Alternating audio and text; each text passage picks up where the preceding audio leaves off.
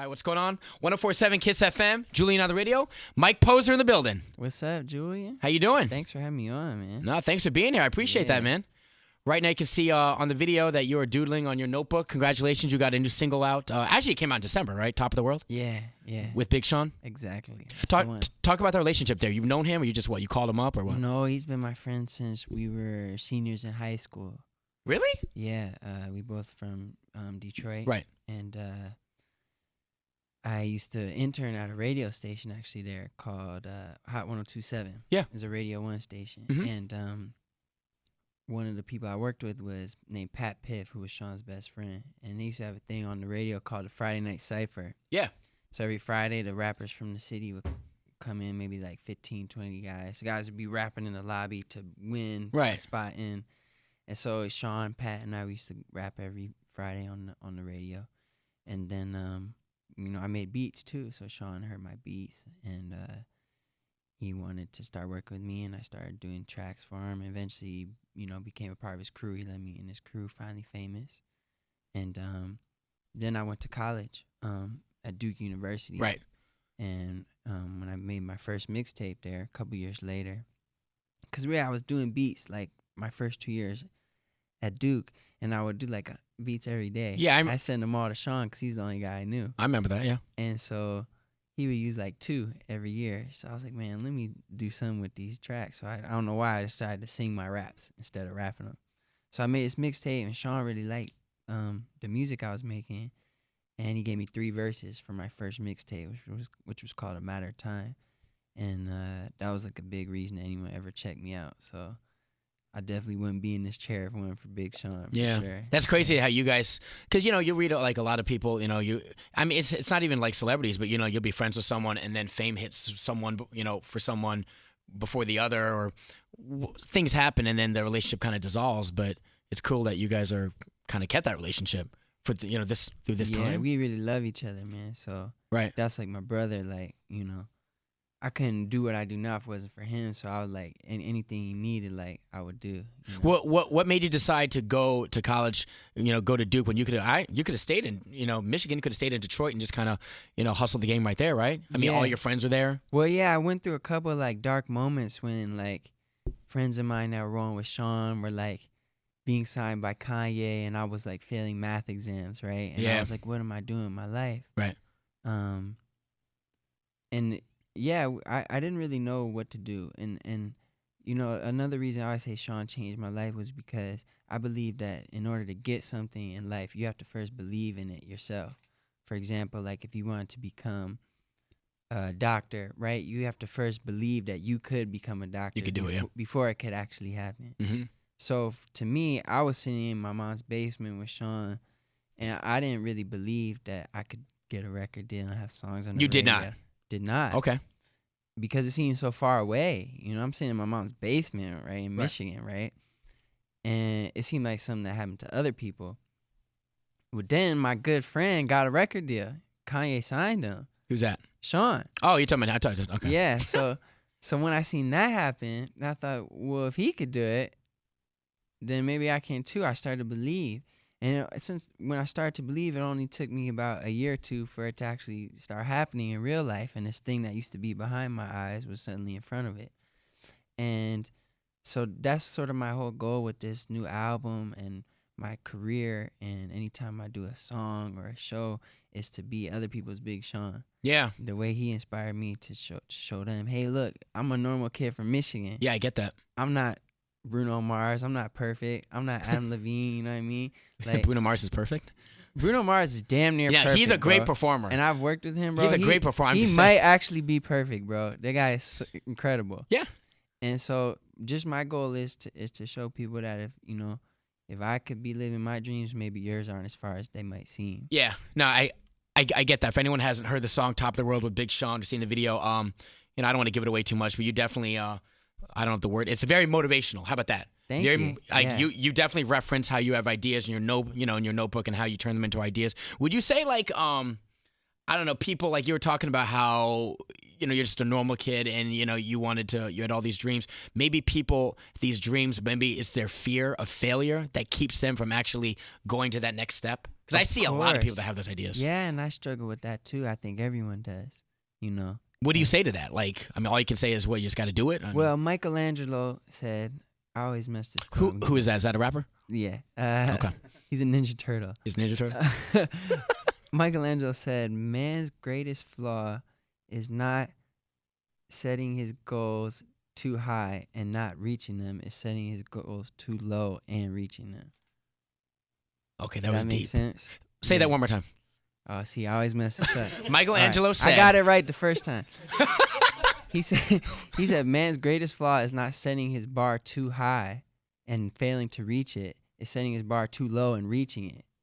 Right? So instead of dreaming big and maybe falling a bit short of your dreams, you set your bar like at a mediocre level, and you get it, and you live a life of mediocrity. Because it's safe. That's why. Yeah, because it's safe. Exactly. So, I mean, I think it's all about like the people you have around you to push you, and always knowing like you could like be better. I think, you know, just pushing yourself too. Like I'm constantly trying to get better. Like I started learning guitar a month ago. Yeah. Like I'm always working at like piano. I don't feel like I've made it, you know. I can see that. Did you always run around a circle of, I guess, motivated people, for lack of a better word, even back in, back home? No, I don't think so. I think I was blessed that some like inspiring people like fell into my life, you know, for sure, like Big Sean. But I guess it's being open to like learn lessons and be motivated by people. That's really key too. Like I got inspired yesterday by the guy driving me from the airport to my hotel. He was telling me his whole life story, and that inspired me, man. About his come up, you mean? I don't know if he okay, like, came up, but just like his journey through life, like coming from Armenia and like being separated from his family and like almost losing his family, beating depression. So that like inspired. Like there's a teacher everywhere. Wow. Yeah. That's deep, man. So do you have, so for 2014, what are the plans? You got the single out. What about you got an album, I assume, coming up? The album is called Pages. Okay. And if we have a second, I'd love to tell you the like idea behind the album. No, I want to know about it. Yeah, we want to know about it. I was someone that struggled with depression myself when I was a kid.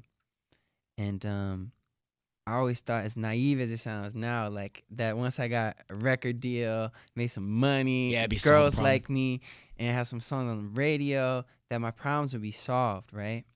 And so I started to get these things, and I set about acquiring them, and the conquest took most or all of my time and energy, and these dreams turned into reality. I got a record deal, I got songs on the radio, and the crazy thing was, I looked at my life, I didn't feel any happier. So I started to think about what was important in life and why was I doing what I was doing. And I felt a bit lost for a year, maybe. And I started writing songs for other people. And I thought maybe I'm not meant to be an artist. So I sort of like put down the back burner, was just writing, producing for other people. And I was like stumbling through my life until I heard this quote from the Dalai Lama.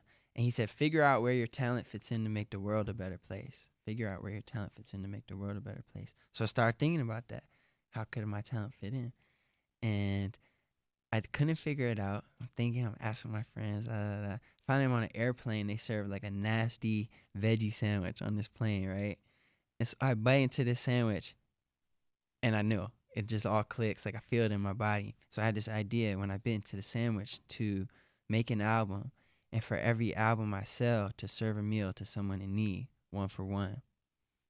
And it was like a really powerful feeling, Julian. Like I have ideas for songs like all the time.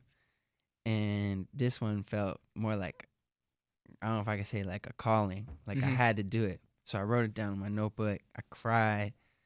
And it was just an idea. I didn't know how to make it real, but I knew I had to.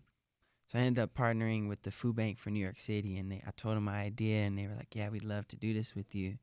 And then that was 2 years ago, and then I had to go make the actual music, right? So then all these people would just start, a new manager falls into my life. Then the people I wrote in songs for and produced songs for, they come back and help me with this album, Pages, and it's been a really, really magical couple of years putting the record together, and we just finished it, and the first single's Top of the World. That's crazy where you get inspiration from. That's really, thanks for opening up, man. Wow, that's I never knew that. Thanks for listening, man. No, do you? And if you don't want to answer, that's fine. Just because when you said depression, that sparked me. Do you? If you don't want to talk about it, it's cool. I'd love to talk about it. But you actually were like meaning clinically depressed, like you actually took medication for it. The reason I asked is because my dad suffered from depression, and then he got Parkinson's and dementia, and he's all, you know what I mean? And I never knew, is depression, do you get that from your parents? Because in my life, I always felt like I fell through, I don't know if I'm depressed or not. Yeah. I'll be honest with you. My whole life, I don't know. I believe the definition of depression, like we all have downs, right, where we don't feel good. And I think the definition of depression is when that lasts for a long time, like maybe a week or weeks at a time. You mean you just like give up? Yeah, instead of feeling down for like a day, you're like, you know, and you feel lethargic. And I remember feeling like, and this is mostly when I was in high school, like it all just didn't matter. Like school didn't matter, my parents, I didn't matter. It was like, what was the point of the whole thing? So I never went. I went to like a counselor like once, and I hated it, and I don't know. I didn't feel like it was making me better. And I don't mean that people shouldn't go get help at all, but this is just what happened in my life.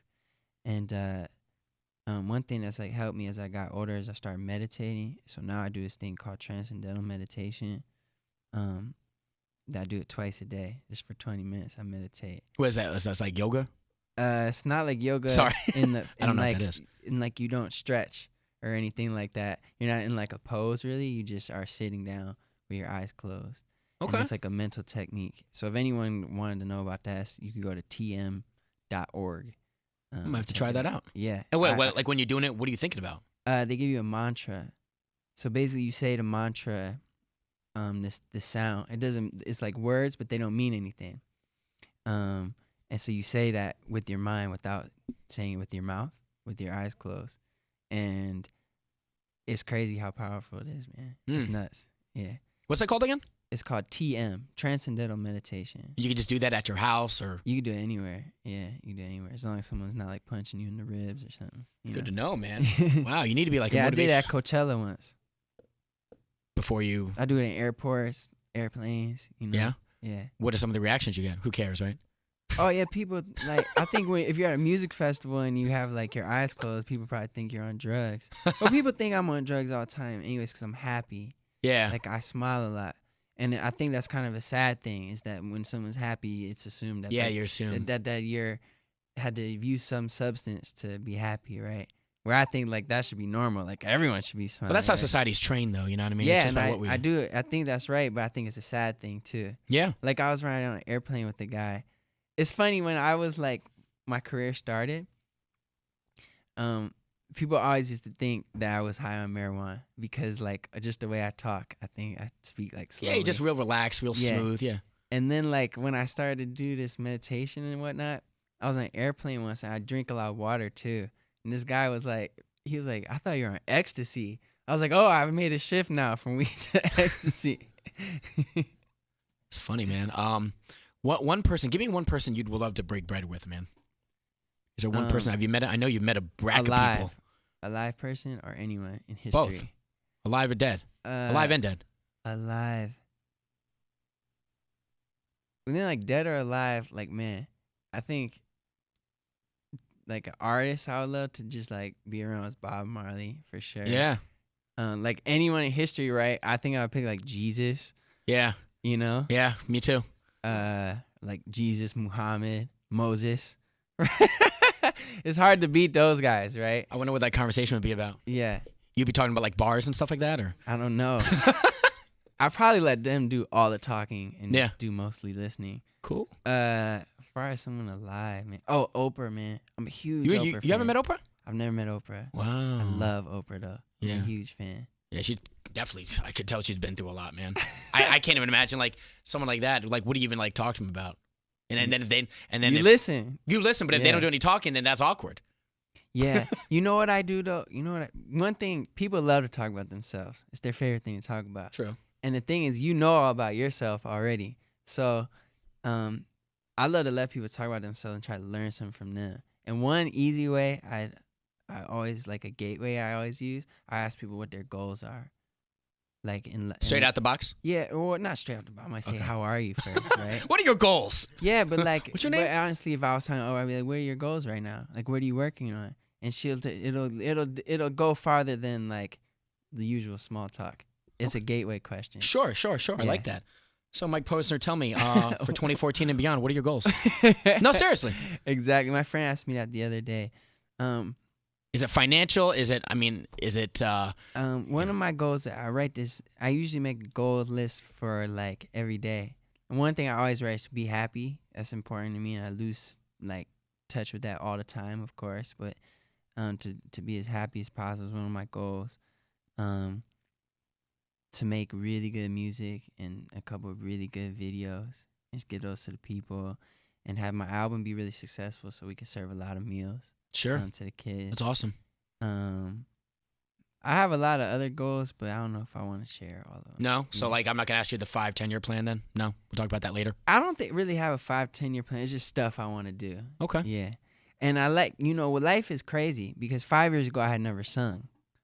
Was it 5 years, man? I feel like maybe it's... Like maybe my it's been first 5 years. mixtape came out in 2009, but I had just started singing. Yeah. And before that I always rapped. Yeah. And now I'm a professional singer. Right. So for me to say what I'm going to be doing 5 years, I don't really know, man. But I hope it's something awesome. But you have a general idea. I mean, you're already kind of in the game. 5 years is so long, bro. Yeah. I could have a whole nother job. Yeah. I could have your job. No, you don't want this job. No, that's cool. You know what? You're definitely going backwards. Remember we were talking about the whole depression? No, I was kidding. Cool, man. All right, so talk about real quick, the organization that you help out, the name of that? Yeah, it's a food bank for New York City. And they have affiliates all over the U.S. Okay, so food banks all over. Unless you have a website, Google it. If you can help out, that'd be cool.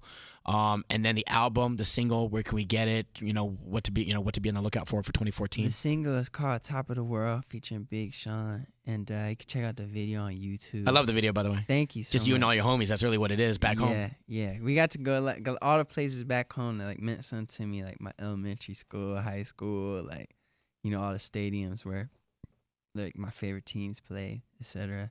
You can check that on YouTube now. The song's on iTunes. And the album is coming this summer. Pages. Awesome. Yeah. Be on the lookout for Mike Posner. Glad to meet you. You too, Julian. Thank you. Kiss FM. Yes.